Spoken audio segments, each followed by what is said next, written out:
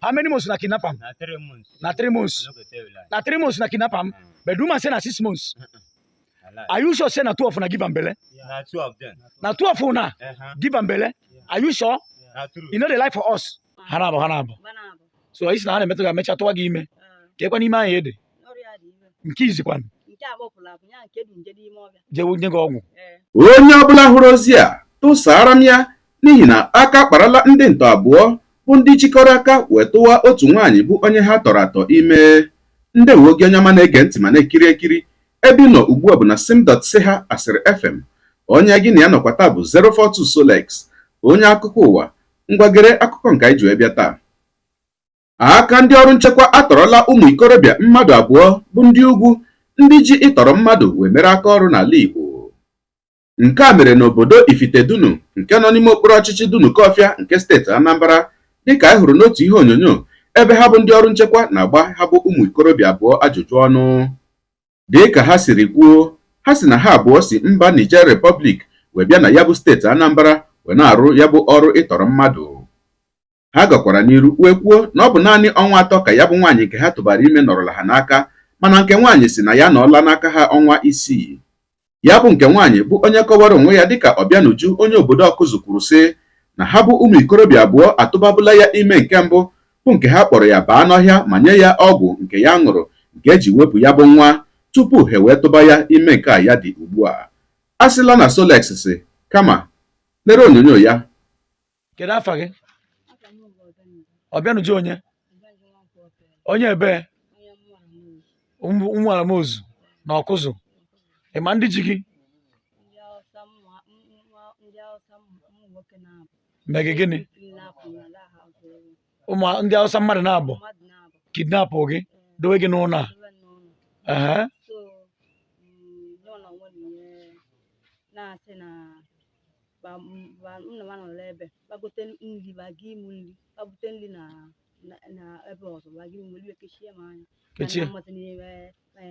Okay.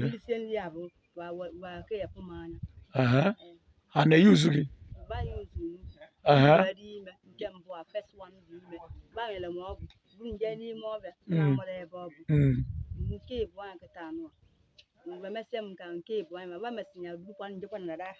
Yes. N'ụlọ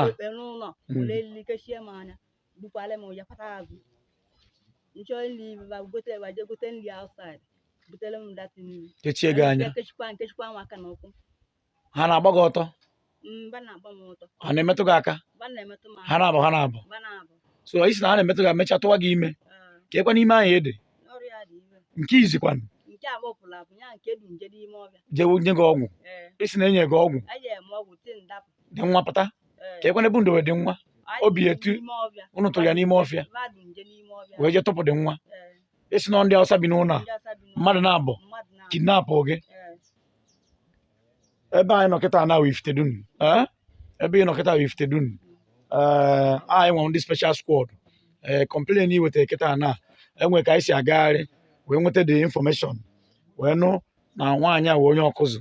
So anyị nweta gị ya anyị need. Isi na ndị Hausa mmadụ na-abụ kidnap gị dowe gị n'ụlọ a. Ịfụ akwa ya ama ha. Okay, thank you. Woman say una don kidnap am for 3 months, for 6 months, but una dey say na 3 months una kidnap am. How many months una kidnap am? Na 3 months. Na 3 months. I no go tell you lie. Na 3 months una kidnap am, but the woman say na 6 months. Are you sure say na 2 of una give am belle? Na 2 of them. Na 2 of una give am belle? Are you sure? Na true. You know the life for us. I no go tell you lie. If you ask me, Na truth they tell us. I no go tell you lie. Who are you here now? Na Gigi. VG. From where? From Ifitedunu. Special squad Ifitedunu. And Oyi combined team. Special strike force Oyi. No be them owe you. Shebi wetin they tell us now na truth. I dey tell you. You know the life for us. If you go take the girl, then you go see am. I go see and say give am belle. Now, if you confirm say the girl say na 6 months una kidnap am, you they say na 3 months. What you go do you? Anything what you want. Anything what you want do for me, do for me. Are you from where? From Niger. Niger. What is your name? Adamu. From Niger. You unko? Mohammed. From where? Niger. From Niger Republic. So as you know me. I know. Well. You know me well. So you go feel like for me. I know go lie. So this thing where they tell me na truth. If you talk lie for you, God kill me. Na truth they tell me. I no go tell Say you na that. 3 months. Na 3 months. No be 6 months na kidnap am. So now, if I confirm say na 6 months, what I go do you? Anything where you like do me. Anything why I like make I do you. Anything why I like make I do I no you. go tell you that. Shebi get wife. You can't go Niger go keep am. You unko. I get what? You get wife. I no You go there tell for you. Niger. Wait till na do they good. Wait till na do go they good. No good. You know good. Wait till you do they good. You know good. So you be my brother. We know if you do you bad. Anybody beat you here? Anybody beat you here? Anybody beat you? Who collect any money from your hand? Huh? Shall we want make everything there okay? We want make everything settle.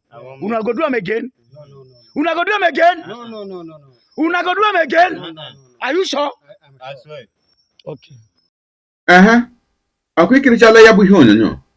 Onye ụwa gị onye na-egere akụkọ ụwa m, ịmarala na otu anyị si eme ya.